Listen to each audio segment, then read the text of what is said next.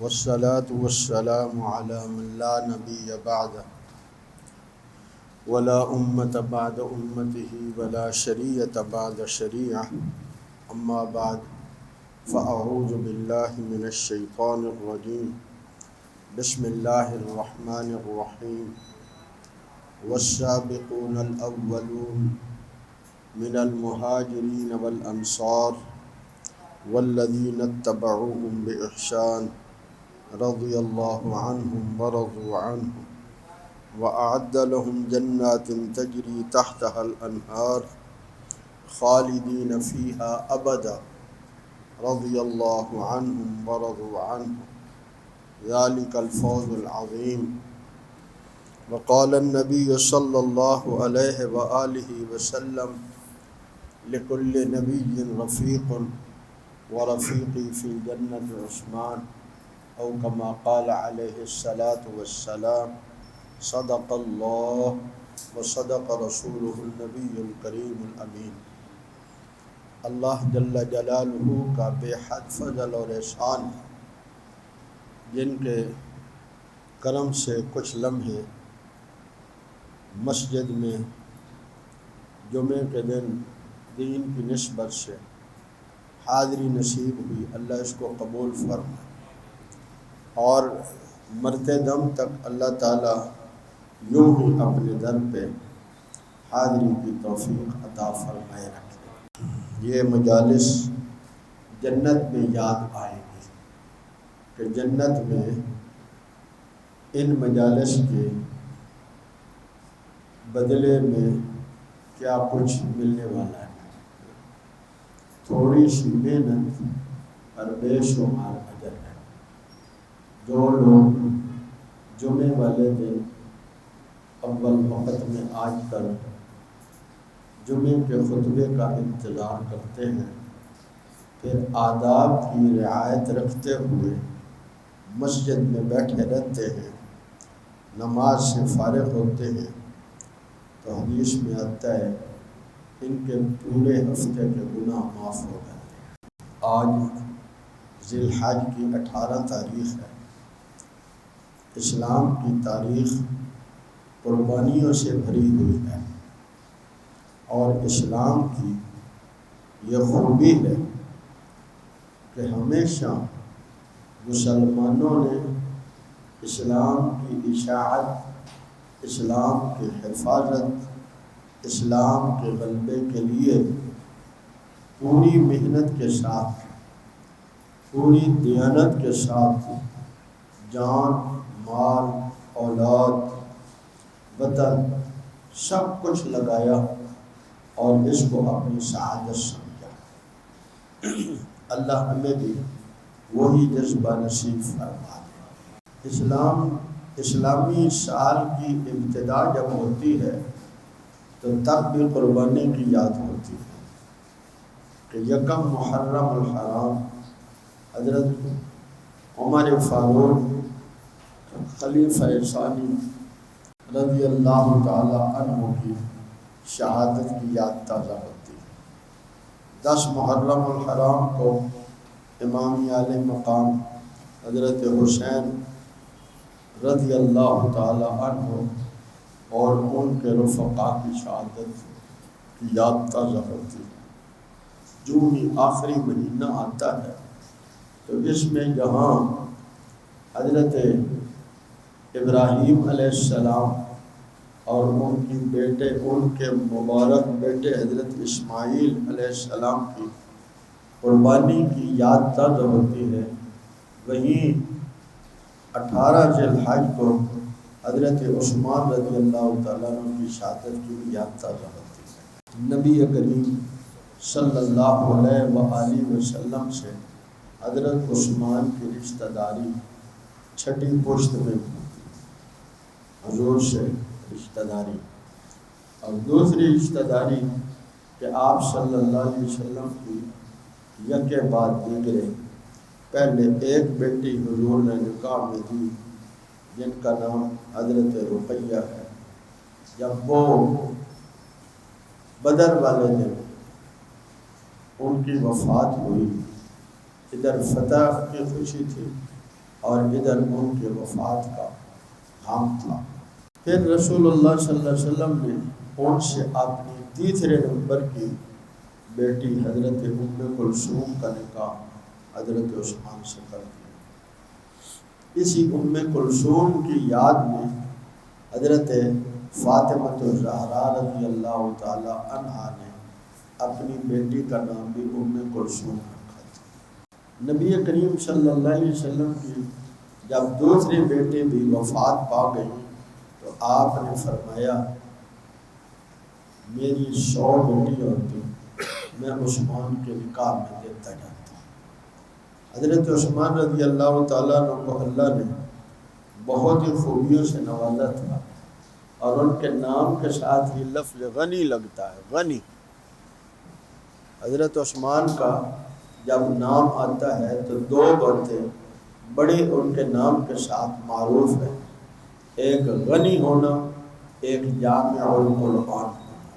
مالدار تو بہت ہوں گے، لیکن جو مالداری اللہ کی راہ میں خرچ ہو وہ اصل میں بندے کے لیے اعزاز ہے۔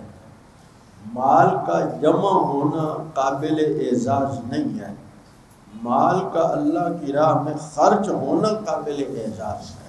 صرف ایک بار کا خرچ جب نبی کریم صلی اللہ علیہ وسلم نے مدینہ طیبہ میں ہجرت فرمائی تو آپ کو مسجد کے لیے جگہ کی ضرورت تھی۔ آپ نے اعلان کیا جو اس مسجد کی جگہ خرید کے دے گا اللہ اس کو جنت میں گھر دے۔ حضرت عثمان جلدی سے گئے اور زمین کی ادائیگی کر دی۔ یہودی کے پاس ایک کنواں تھا اور وہ اس کا اپنے منہ مانگے داموں سے پانی بیچتا تھا۔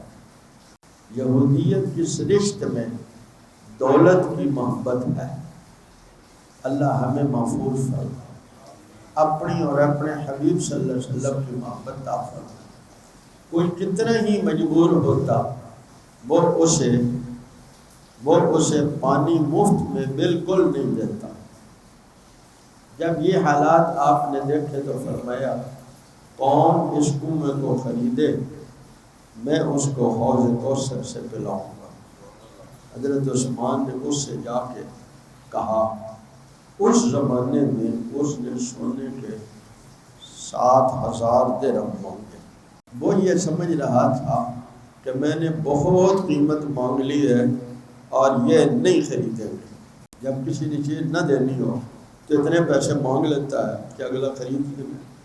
حضرت عثمان نے اس کے سے کوئی بارگیننگ نہیں کی، اس کو ادائیگی کی اور آپ صلی اللہ علیہ وسلم سے آ کر عرض کیا حضور وہ کنواں میں نے اسلام اور مسلمانوں کے لیے خرید کر وقف کر دیا ہے۔ بعض نیکیاں ایسی عجیب ہوتی ہیں، ایسا صدقہ جاریہ بنتی ہیں، آپ حیران ہو جائیں گے۔ آج 1450 سال پورے ہونے کو ہیں تو جب حضرت عثمان رضی اللہ تعالیٰ نے وہ کنواں وقف کیا تو مسلمان اس سے پانی پیتے تھے۔ تو کنواں اس طرح نہیں ہوتا، ان علاقوں میں جب کنواں ہوتا ہے پانی بھرتے ہیں، جو فالتو پانی ہوتا ہے وہ دائیں بائیں باغات لگا کے تو ان کو آباد کیا جاتا ہے، پانی ضائع تو نہیں ہوتا، پانی ہوتا ہی قوم ہے۔ تو اب وہاں ایک باغ کی شکل تھی جو حضرت عثمان نے صرف کنواں نہیں وہ باغ بھی وقف کر دیا۔ حضور کے زمانے میں تو آپ صلی اللہ علیہ وسلم نے اسے مسلمانوں کے ضروریات میں استعمال کیا۔ پھر حضرت ابوبکر، حضرت عمر، حضرت عثمان، حضرت علی رضی اللہ تعالی عنہ اجمعین نے بھی اس باغ کو، اس کنویں کو اسی طرح جیسے حضور نے استعمال کیا۔ اب چونکہ یہ وقف تھا، حکومتیں بدلتی رہی، وہ وقف تھا، وہ کسی کی ملکیت ہو نہیں سکتا تھا۔ آج بھی اس باغ کی قیمت مسجد نبوی پر خرچ ہوتی ہے، آج بھی اس باغ کی آمدن مسجد نبوی پر خرچ ہوتی ہے۔ کتنی بڑی سعادت کی بات ہے۔ آج 1450 سال سے وہ وقف چل رہا ہے۔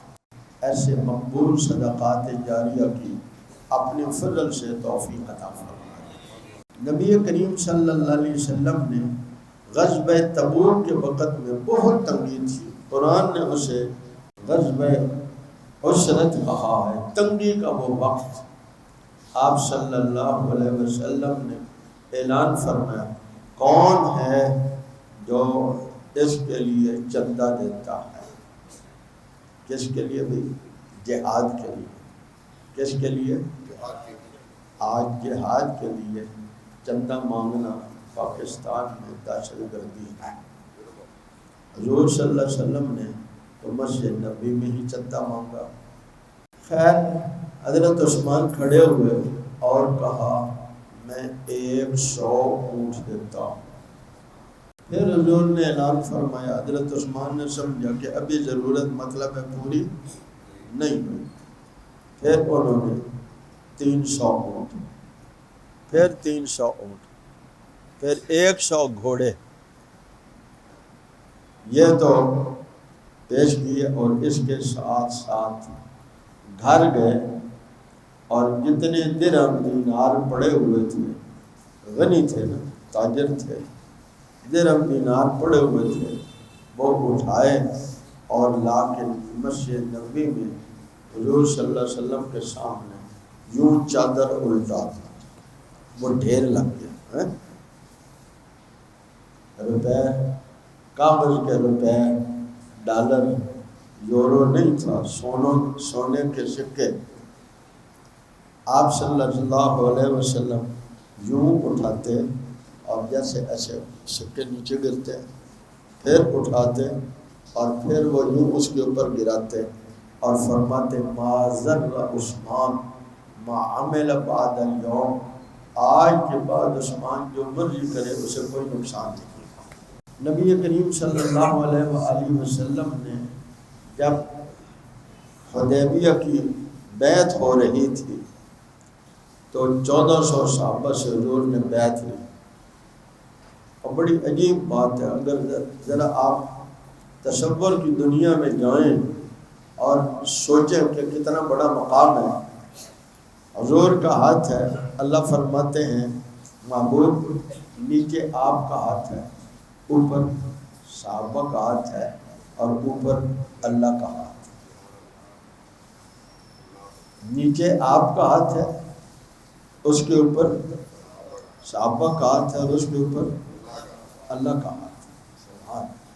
ادھر یہ بیعت ہے، بیعت تو اس لیے لی گئی تھی، پتہ چلا حضرت عثمان کو شہید کر دیا۔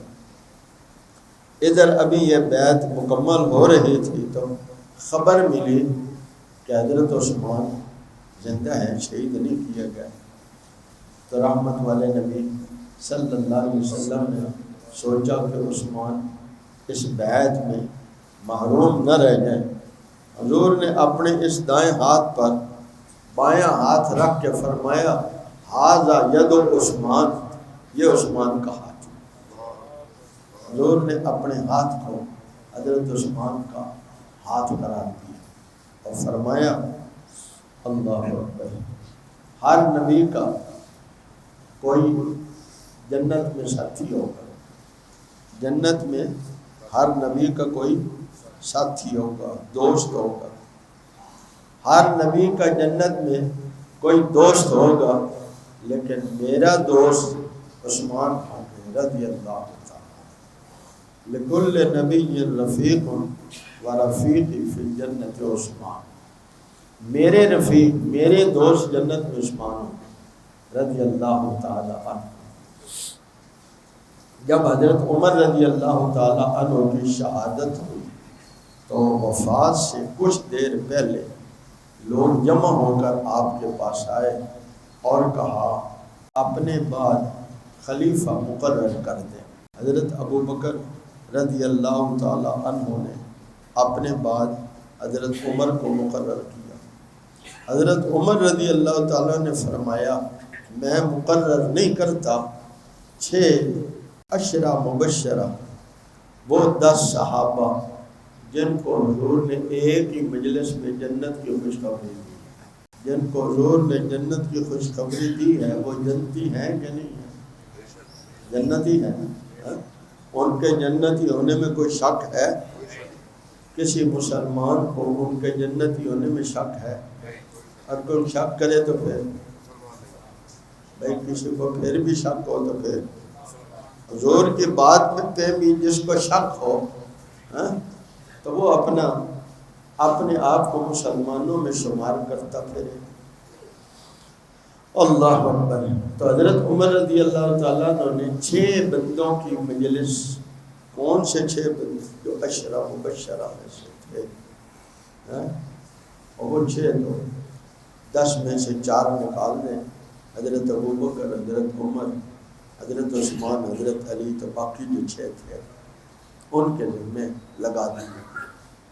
حضرت عبد الرحمن بن عوف ان 6 کے امیر بنے، اور انہوں نے خفیہ رائے لے لے کر ایک سے آپ کی رائے کیا ہے۔ جب سب کی رائے لے لی تو انہوں نے ایک تقریب قائم کی، ایک مجلس قائم کی مسجد نبوی میں، اور حضرت عثمان رضی اللہ تعالی عنہ کو خلیفہ ہونے کے لیے انہوں نے نامزد کیا۔ حضرت عثمان رضی اللہ تعالیٰ نے مختصر خطبہ دیا، اللہ سے ڈرتے رہو، اللہ کے ساتھ کسی کو شریک نہ کرو، کوئی طاقتور کسی کمزور پر حملہ آور نہ ہو، یعنی اس کے جان مال عزت پر حملہ آور نہ ہو، اللہ پر بھروسہ رکھو۔ 5-7 باتیں کہنے کے بعد پھر رونے لگ گئے، اور کافی دیر ہچکیاں روتے رہے کہ نبی کریم صلی اللہ علیہ وسلم کی اس جگہ پر جہاں حضور خطبہ دیتے تھے، پیغمبر علیہ السلام 3 سیڑھیاں چڑھ کر خطبہ دیتے تھے، حضرت عمر، حضرت ابوبکر 2 سیڑھیاں چڑھ کر خطبہ دیتے تھے، حضرت عمر 1 سیڑھی چڑھ کے خطبہ دیتے تھے، حضرت عثمان ان کے قدموں کی جگہ پہ بیٹھ کے خطبہ دے رہے۔ اللہ، خطبہ دیتے ہوئے حضور کی یاد آ گئی، رونے لگ گئے۔ جب افاقہ ہوا تو فرمایا تقریر والا خلیفہ چاہیے تو کسی اور کو بنا لو، عمل والا چاہیے تو میں حاضر ہوں۔ ہزاروں کا مجمع تھا، حضور صلی اللہ علیہ وسلم کا خلیفہ مقرر ہونے کی تقریب تھی، تمام لوگوں نے ہاتھ کھڑے کر کہا ہمیں عمل والا خلیفہ چاہیے۔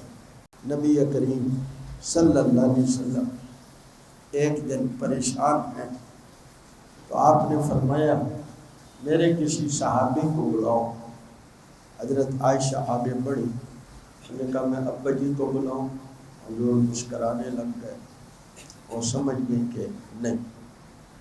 آگے حضرت حفصہ آگے ہوئی، میں اپنے ابا جی کو بلاؤں؟ آپ مسکرانے لگے۔ انہوں نے پوچھا حضور پھر کس کو بلائیں؟ کہا عثمان کو بلائیں۔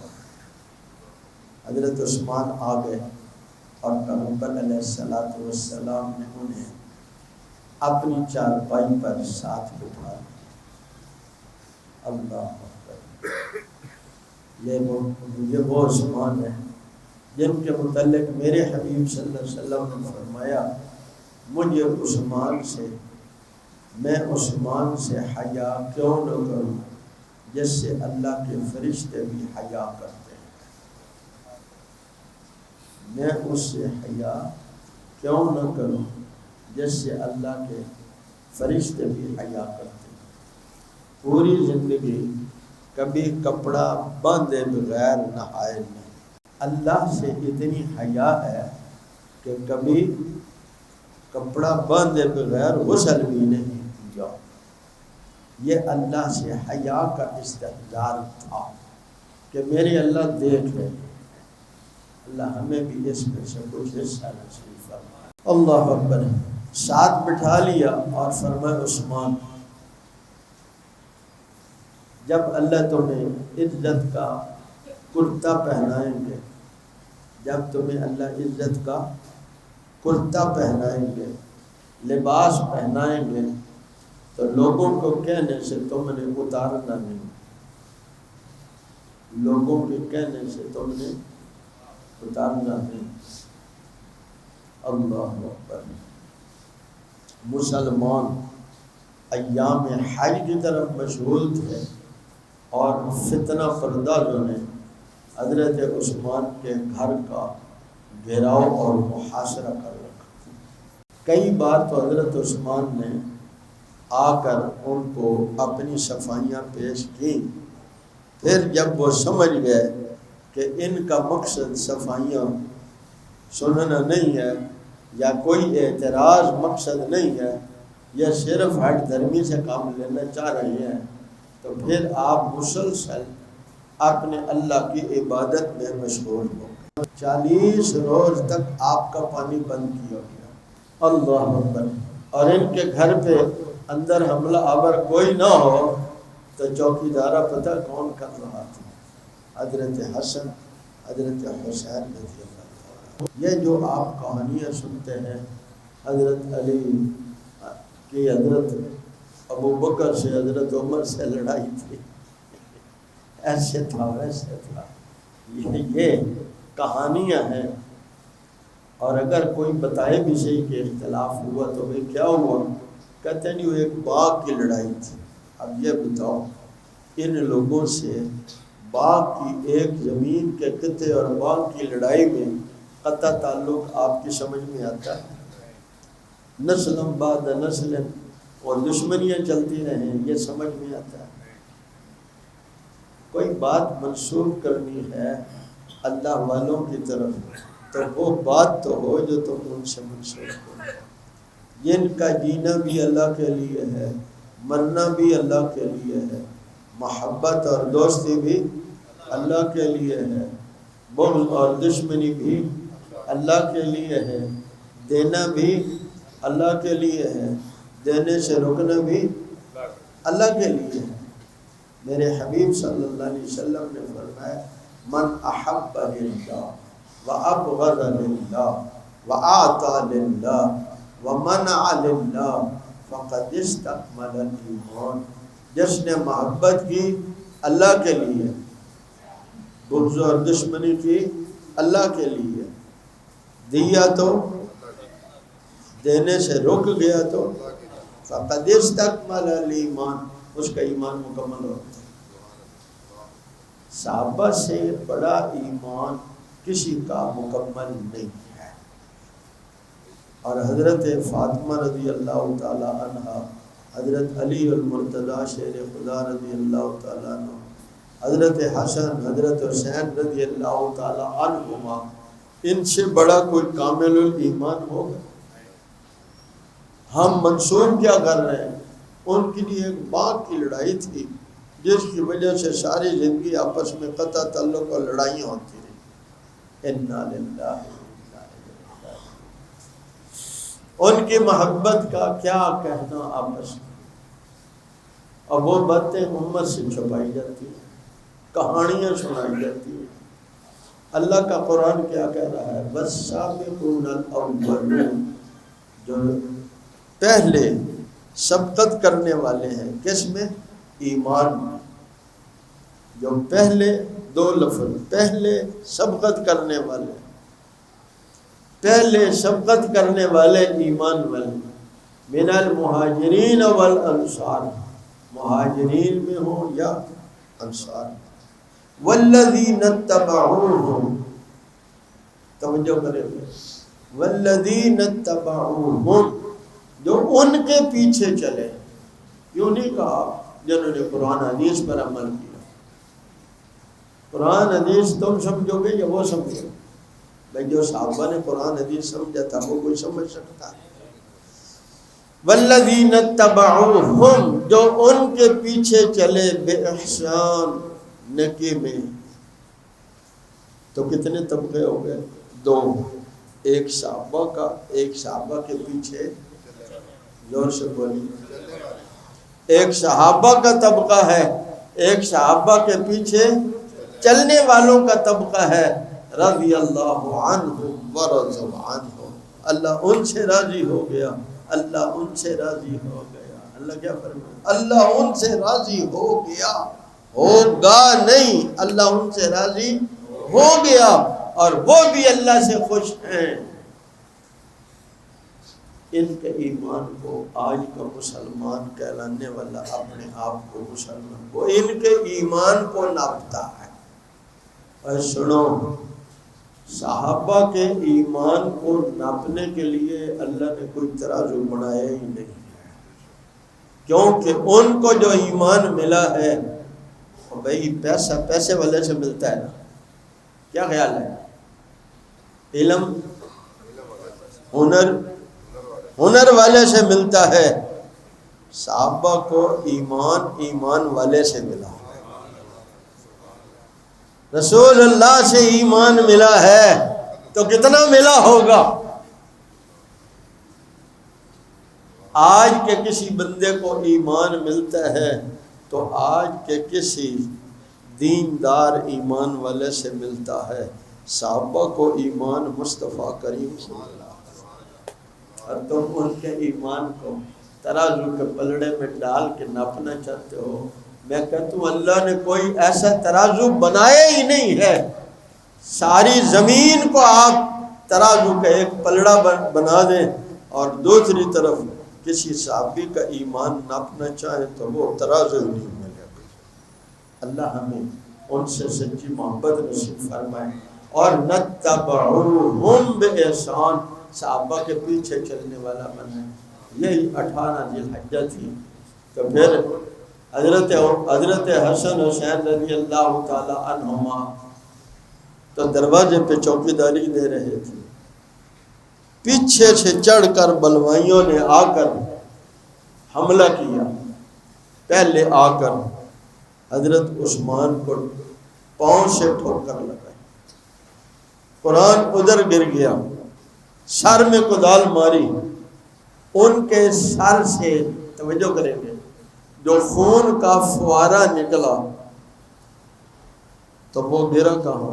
آپ نے میں نے بھی قربانی کی تو بکرے کی، گائے کی، اونٹ کی، لیکن خون زمین پر گرا ہے۔ حضرت عثمان کی قربانی دیکھیے، مدینہ طیبہ میں ہے، کیا کمال ہے۔ حضور نے فرمایا جو مدینے میں مر سکتا ہو مدینے میں مرے، میں اس کی شفاعت کروں گا۔ ایک ہے مرنا، ایک ہے مدینے کی شہادت۔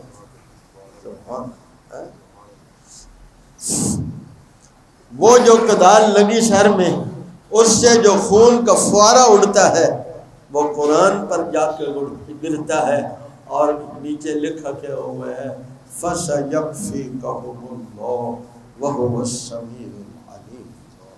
آج بھی وہ روس میں محفوظ ہے۔ میرے رب جو قرآن کو نہیں مانتے، اسلام کو نہیں مانتے، رب کو نہیں مانتے، اللہ نے ان کے ہاں آج بھی وہ نسخہ محفوظ ہے، خون کے اسی طرح دھبے نظر آ رہے ہیں جو حضرت عثمان کا خون قرآن پہ گرا ہے۔ یہاں ایک بات کر کے عرض کرتا ہوں، میں اور آپ آج دنیا سے چلے جائیں تو ہمارے ایمان کی گواہی کون دیتے ہیں؟ لوگ دیتے ہیں۔ کون دیتے ہیں؟ لوگ دیتے ہیں۔ ہر زمانے کے لوگوں کے ایمان کی گواہی لوگ دیتے ہیں، حضرت عثمان کے ایمان کی گواہی اللہ کا قرآن دے گا، ان کی شہادت کی گواہی اللہ کا قرآن دے گا۔ یوں ہی نہیں، کسی نے پوچھا عثمان آخر کیسے وقت بسر ہوتا ہے؟ کہا جب مجھے بھوک لگتی ہے قرآن پڑھتا ہوں، بھوک مٹ جاتی ہے، پیاس ستاتی ہے قرآن پڑھتا ہوں، پیاس بجھ جاتی ہے۔ یہ جنتی مزاج ہے، کسی کسی کو نصیب ہوتا ہے۔ میرے پیاروں، ہمارے بڑوں نے تو عین شہادت کے وقت بھی قرآن پڑھا۔ حضرت عثمان قرآن پڑھ رہے ہیں، حضرت حسین شہادت کے وقت قرآن پڑھ رہے ہیں، قرآن پڑھ رہے ہیں، اور آج ہم نے قرآن مجید کو چھوڑ دی. نیت کریں روز کچھ نہ کچھ ضرور تلاوت کریں گے ترتیب سے ہاتھ کھڑے کر کے انشاءاللہ. ہاں میرے پیارو، آج ہم نے قرآن کی تلاوت کو چھوڑا تو دنیا میں لوگوں نے اس قرآن کو سرکاری سطح پر لا کر چیلنج کیا ہمیں، ہم قرآن کو جلا رہے ہیں. بتاؤ، اللہ کو چیلنج ہے؟ ہمیں چیلنج ہے.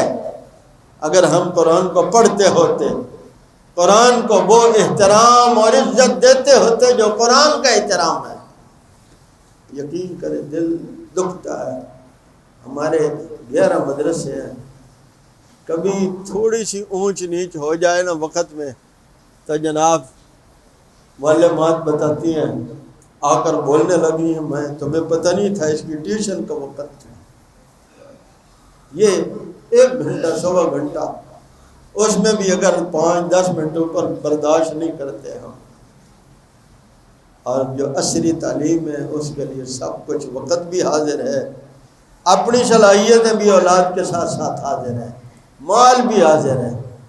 ہم نے دنیا کی کہ کمانے کی جو مشین اور ذریعہ ہے، اس کو جب قرآن پہ ترجیح دی، کفر سمجھ گیا کہ ان کے دلوں میں قرآن کی کوئی عظمت نہیں ہے. آج ہم شرعام جلا کر ان کو تصویر بھی بھیجیں گے تو انہوں نے ڈر سے مس بھی نہیں ہونا. کتنے لوگ ڈر سے مس ہوئے؟ کیوں ایسا ہے؟ ہمارے دلوں سے اللہ کے شعائر کی تعظیم اٹھ گئی ہے. جب ہمارے دلوں میں اللہ کے شعائر کی،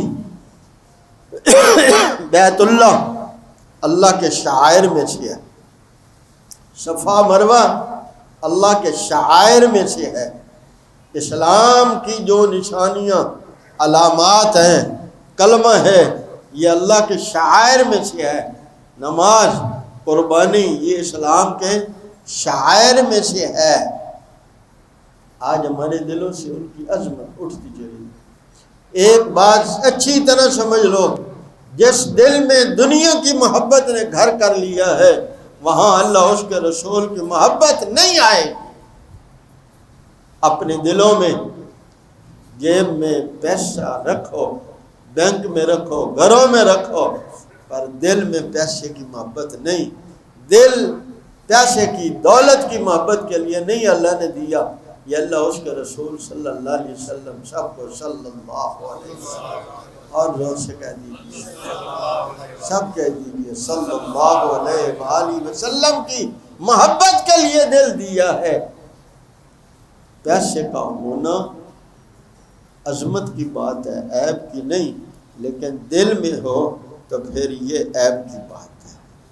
نماز کے بعد انشاءاللہ ہم اپنا نام لکھوائیں گے کہ ہم بھی قرآن کے اس جلنے پر پریشان ہیں.